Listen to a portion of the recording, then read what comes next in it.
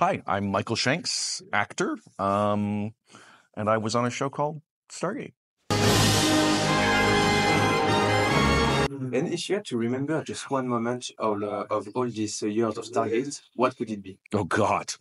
I think that there was two, and it was when we had done the read through and we were doing wardrobe fittings before that we were doing the pilot, and we went up in the studio, went for a tour, and we went up to where the conference room looks down on the Stargate, and it's this big space, this elaborate device down there, and you look at the gate room with all its detail and everything. You go, wow, what a great thing that we're part of. Like, this is going to be huge. And then at the very end of the show, and then myself and Christopher and Amanda did that at the beginning. And then, so just to put a button on it, when we were finishing our last shots of our last episode, we all made sure to go up to the top of that gate room and look down on the gate again and say, well, that happened, that took place, to button it that way. So, how did you feel about taking over the role of Daniel Jackson after the actor James Spader?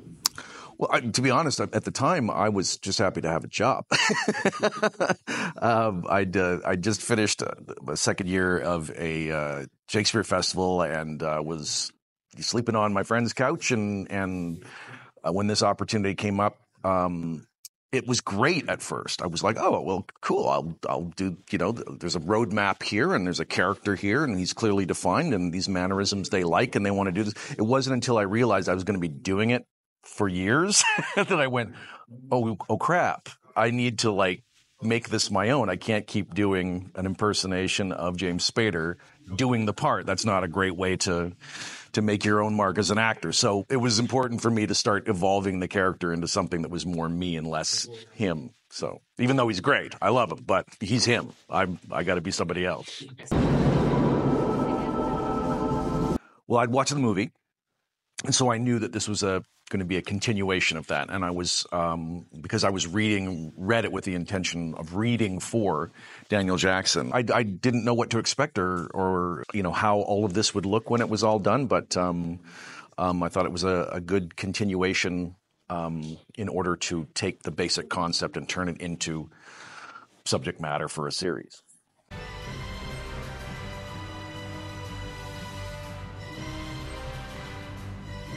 What was the chemistry like between the main members of the team? Well, I think we were kind of very similar. The chemistry with our cast was it was similar to the characters in a way. We're not similar to the characters, but I always recognized that the people on that show were a group of people from diverse backgrounds with diverse stories and histories who get put in this situation, and we're all oddballs. We're all, got issues and drama and all the other stuff, but that we found a way to find humor and joy working every day, just like the characters kind of did. That we were sometimes at each other, but a lot of the time we were there for each other, and that was kind of how the show operated right from the very first screen test, where there was probably 30 people auditioning for various roles within the show.